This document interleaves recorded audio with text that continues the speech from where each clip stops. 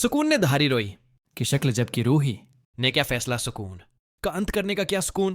कांत कर पाएगी या फिर अपनी शक्ल में उसको उस घर में बर्दाश्त करेगी। जैसी ही रोई मंदिर की ओर बढ़ती है, वहां पे देखती है कि सुकून गुलाब के पत्ते लगाकर किस तरह मटन में बैठी हुई है,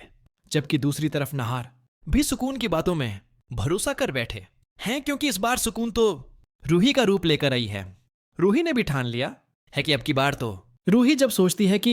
इस बार तो सुकून से मैं अपने सारे बदले लेने वाली हूं, क्योंकि सुकून में मुझे और नहार जी को हमेशा के लिए अलग करने की ठान रखी थी इस बार घाट, और श्याम बाबा की मदद से मैं तो सुकून की शक्तियों से जी चाहूंगी और सुकून को अपने विश में करके उससे अपने सारे बदले लूंगी। उस बार दादी के ऊपर भी मैं अपने साए ले आऊंगी, जिससे दादी मेरा साथ देगी, ना कि सुकून का साथ देगी। रूही लेकर एक नई रूप, और क्या सुकून का जीना हराम, क्योंकि उसको रोहे की शक्ल अपनाकर घर वालों को बनाया पागल। यहीं से लगा गुस्सा नहार और रतन को, और दादी भी डगमगा उठी उसको उनकी चालों से। जैसे ही रूही मंदिर की तरफ बढ़ती है, वहीं सुकून को फूलों से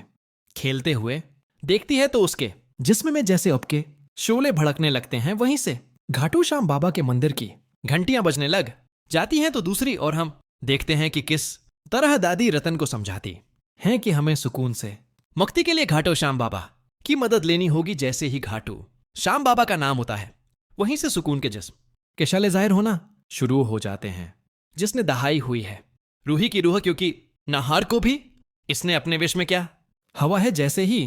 मंदिर में घाटू श्याम बाबा होते हैं, वहीं से सुकून के जिस्म से कपकपाहट की आवाजें होना शुरू होती हैं, जब रत्न और उसकी बेवी और सोनी रूही की ये हालत, यानी जो नकली रूही है उसकी ये हालत देखकर बहुत ज्यादा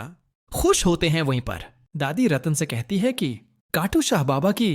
शकतियों से उस तो हम इस नकली रूही से मुक्ति हासिल कर ही लेंगे, जबकि असली रूही अब चुकी है एक आत्मा की शक्ल में, जो नहार के उस पास तो घूम रही होती है, मगर नहार कोई नजर नहीं आ रहा कि असली रूह है कौन, क्योंकि सुकून ने रूही के रूप को एक उस तरह के चाल में छपा रखा है जो घर वालों के सामने बिल्कुल नहीं उठ सकती। जैसे ही मंदिर की घंटियां बजती हैं और घाट व श्याम बाबा के मिंटर शुरू होते हैं,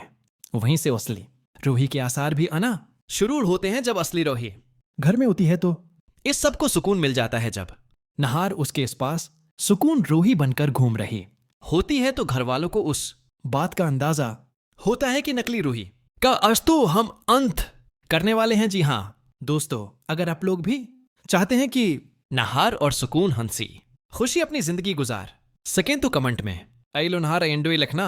बिल्कुल ना भूलें।